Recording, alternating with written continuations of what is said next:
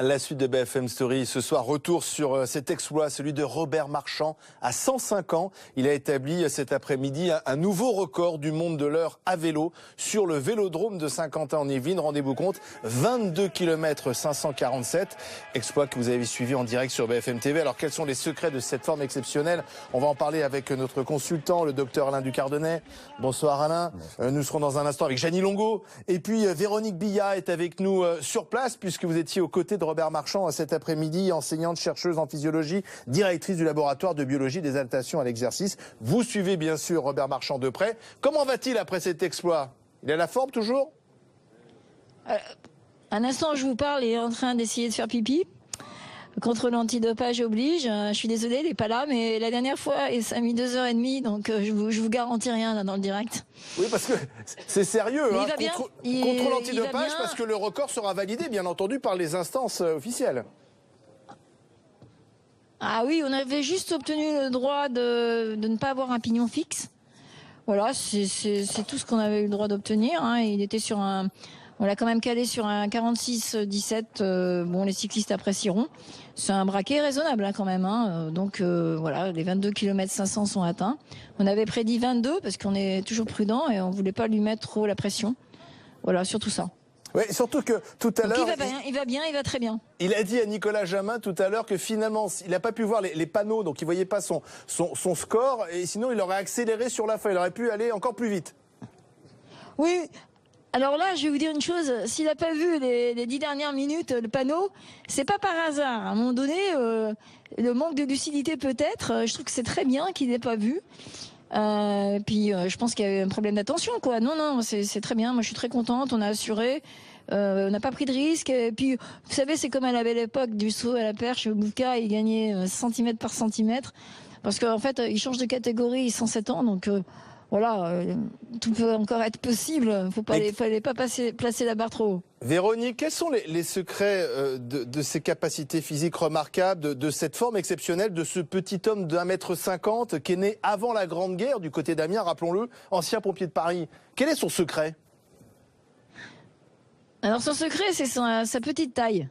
Alors, ironie de l'histoire, quand il avait 20 ans, on lui a dit, il roulait à la cipale, et on lui a dit, non, t'es trop petit, fais 1m50, 50 kg, c'est pas la peine, Robert, c'était dans les années 30, vous voyez un peu le truc, c'est pas la peine de continuer, tu seras jamais un champion, t'es vraiment trop petit. Donc, finalement, sa petite taille fait qu'il a une surface corporelle modeste, mais il a un cœur gros comme quelqu'un qui fait 1m80. Et donc, il a un débit sanguin incroyable. Chaque centimètre carré de son corps est irrigué de façon impressionnante en sang, donc en oxygène. Donc, il peut brûler les sucres et les graisses au niveau musculaire et produire beaucoup d'énergie. Voilà, ça, c'est son secret. C'est un cœur gros dans tous les sens du terme, propre et figuré. Et une fréquence cardiaque qui explose les statistiques. Il est capable de monter à 140 battements à la minute, de consommer 41 minutes d'oxygène par kilo.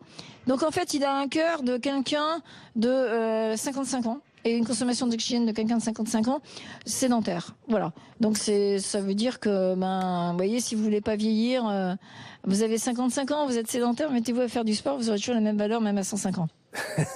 Le message est entendu. Véronique, restez avec nous, docteur Alain Ducardonnet. Donc, elle a donné en quelque sorte les trois règles de ce secret de longévité. Bien sûr, la forme physique, l'hygiène de vie, mais aussi le mental et puis son cœur. Il a un cœur exceptionnel. Je crois que c'est un point important, c'est qu'on a l'âge civil. Et on a l'âge physiologique, c'est-à-dire qu'en fait la machine à l'intérieur, la génétique l'a un petit peu prédestiné, l'entretien, l'entraînement lui donne encore plus, puisqu'encore une fois, j'en rappelle que entre 100 ans et 102 ans, il avait amélioré ses performances, ce qui est quand même assez extraordinaire. Et c'est un message très fort de se dire que par l'entraînement, même quand on est très âgé et qu'on considère qu'il faut rester dans son fauteuil, eh bien c'est une erreur. On peut toujours améliorer ses performances. Même en faisant du vélo. Lorsqu'on le fait bien. Et là, l'avantage, c'est que la préparation par le professeur Véronique Billat lui a permis de travailler dans la bonne zone. Il y a comme une voiture, vous avez un contour, c'est le bon endroit où il faut travailler. Et en plus, c'est très bon pour les articulations puisque vous n'êtes pas porté.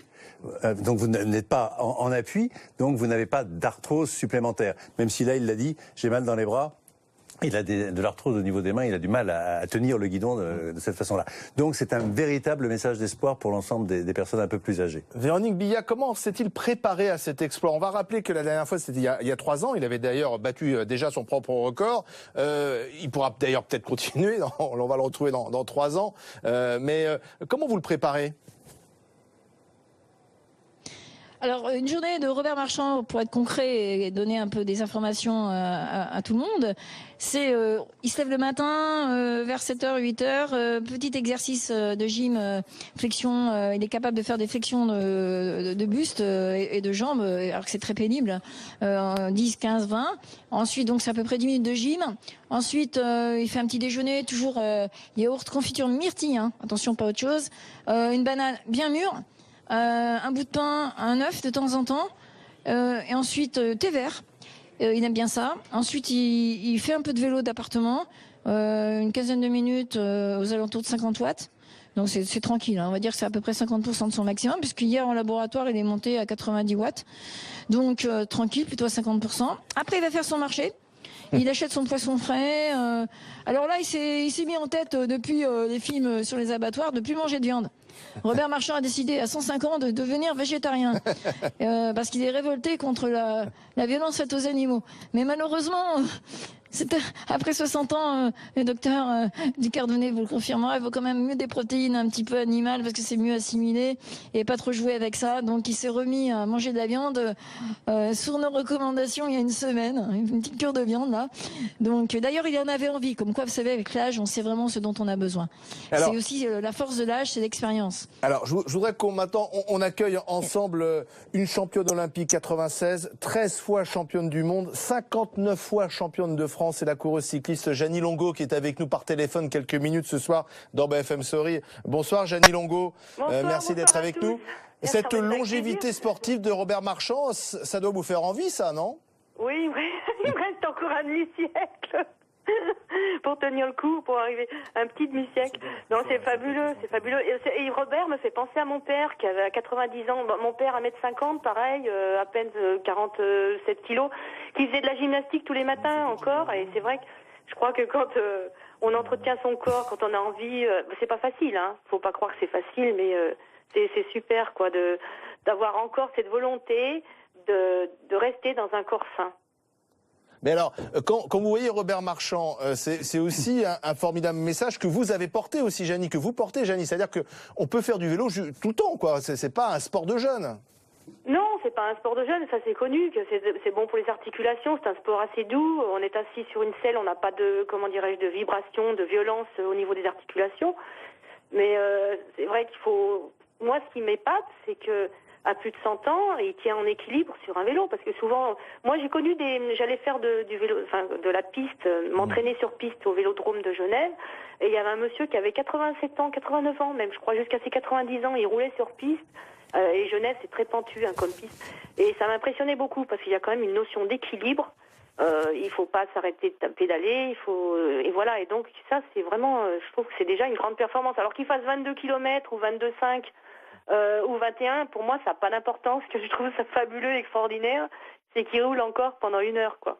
Oui, surtout qu'il dit qu'il aurait pu accélérer à la fin parce qu'il n'a pas vu son score. Mais ouais. Jeannie, moi je trouve aussi, peut-être, c'est là le secret, c'est son enthousiasme, sa passion, la passion du vélo, la passion aussi de se surpasser, c'est ça aussi le secret.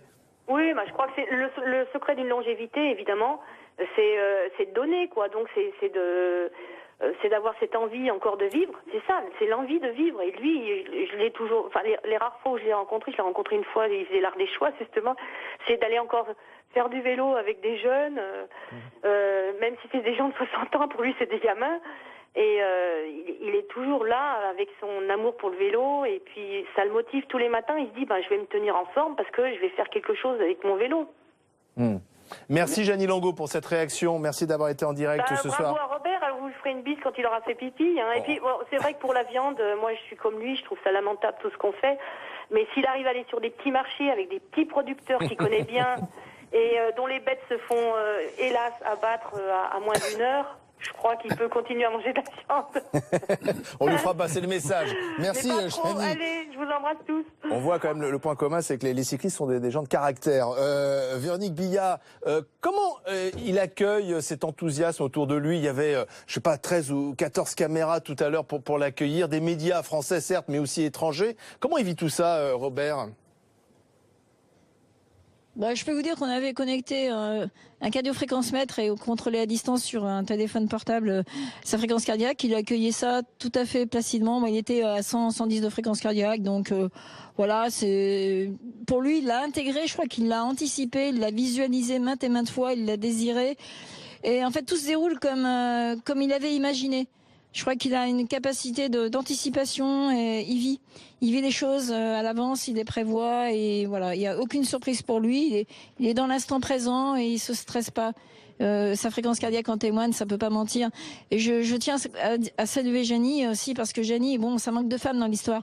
Janie, pour moi, elle a ouvert comme a fait Robert Marchand qui a ouvert la piste aux personnes âgées. Janie, elle a ouvert le vélo aux femmes et au sport de haut niveau aux femmes. Et à 50 ans, Janie, elle faisait rêver. Et je crois que dès qu'elle a envie, moi, je l'accueillerais bien volonté pour établir des records féminins maintenant, hein, Janie. Donc voilà, 60, 70, jamais s'arrêter quoi. Parce que il y a aussi des femmes. On m'a posé la question de est-ce que les femmes seraient capables de faire la même chose. 10 fois oui. Voilà. Donc je convoque une femme à l'instant. Véronique Billat, dernière question. Est-ce que Robert Marchand a prévu de battre à nouveau son record l'année prochaine? Alors ce qui est intéressant, c'est qu'il vit ses carpe diem. Je dirais qu'il goûte l'instant et il va pas se mettre à pression pour se dire l'année prochaine. Il dit toujours, déjà une chose est sûre, c'est que 2016, je suis pas mort en 2016. Et en fait, il dit le mois prochain, je peux mourir. Donc il a ça dans la tête et il va pas tirer des plans sur la comète. Surtout pas. Il rentre jamais dans le stress. Donc pour l'instant, il goûte le plaisir de faire les choses. Et quand l'envie va se déclencher, il faudra aller vite, parce que là, il faudra vite organiser tout ça. Mais il prévoit pas trop longtemps à l'avance. Parce qu'il sait que tout peut arriver. Merci. Dans le bon sens aussi. Véronique Billat, vous qui avez suivi Robert Marchand durant cette tentative de record battu, l'exploit de Robert Marchand. Une dernière chose, Alain Ducardonnet, on dit souvent qu'un exploit sportif peut servir aussi d'exemple. Alors quelle est la valeur exemplaire de ce qu'a accompli cet après-midi Robert Marchand? Il montre qu'en fait, qu'à tout âge, on peut faire une activité physique. Je parle même pas de sport, je parle d'activité physique. Et deux, qu'on peut s'améliorer. C'est-à-dire que même si vous avez 70 ans et vous dites non, j'ai jamais fait d'activité physique donc je vais pas m'y mettre, eh bien oui, vous pouvez vous y mettre. Et d'ailleurs la loi toute récente l'a reconnu, la loi d'amélioration de la santé. Il y a un décret qui vient de paraître là il y a 3 jours.